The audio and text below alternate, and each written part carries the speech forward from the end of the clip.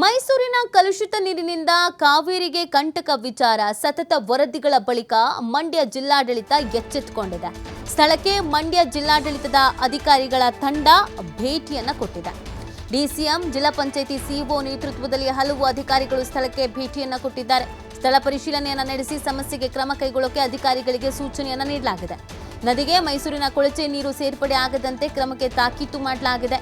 ಕಾವೇರಿ ನದಿ ಮಲಿನವಾಗದಂತೆ ತಡೆಯೋಕೆ ಅಗತ್ಯ ಕ್ರಮದ ಬಗ್ಗೆ ಭರವಸೆಯನ್ನು ಕೂಡ ಕೊಡಲಾಗಿದೆ. ಮೈಸೂರಿನ ಮಹಾನಗರ ಪಾಲಿಕೆ ಪತ್ರ ಬರೆದು ಅಗತ್ಯ ಕ್ರಮಕ್ಕೆ ಸೂಚನೆಯನ್ನು ನೀಡಲಾಗಿದೆ. ನೀರು ಮಲಿನವಾಗದಂತೆ ತಡೆಗೋಡೆಯನ್ನು ನಿರ್ಮಿಸೋಕೆ ಅಧಿಕಾರಿಗಳಿಗೆ ಸೂಚನೆಯನ್ನು ನೀಡಲಾಗಿದೆ. ಬಹಳ ದಿನದಿಂದ ಕೂಗಿತ್ತು, ಒಂದಷ್ಟು ಅಸಮಾಧಾನ, ಆಕ್ರೋಶ ಸಾರ್ವಜನಿಕರು ವ್ಯಕ್ತಪಡಿಸಿದ್ರು.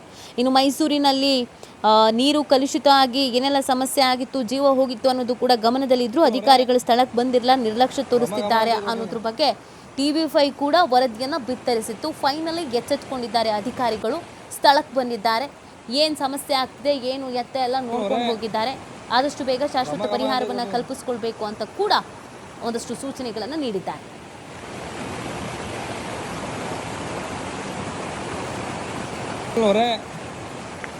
ಘಮ ಘಮ